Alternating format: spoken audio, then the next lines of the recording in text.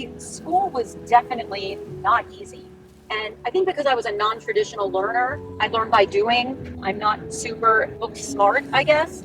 This was at a time where learning disabilities were just becoming a thing that people understood. You had some teachers that treated you pretty poorly, didn't you? Oh, yes, I did. You are not wrong.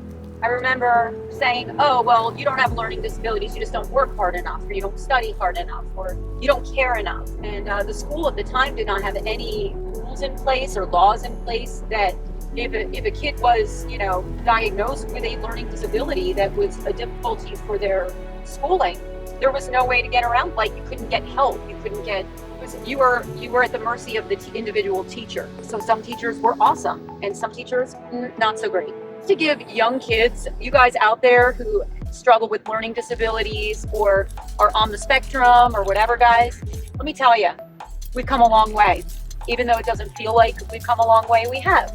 I can tell you, when I first was diagnosed with ADHD and perceptual impairment, nobody had heard of learning disability as a phrase. And people often used to say, what's wrong with you? Are you retarded? That was very painful for me. I think it's why I try so hard in life. I think I'm very overly motivated sometimes because I want to make my life 100%, I want to do things 100%, not let things slow me down because I'm not a traditional learner. I do other things well.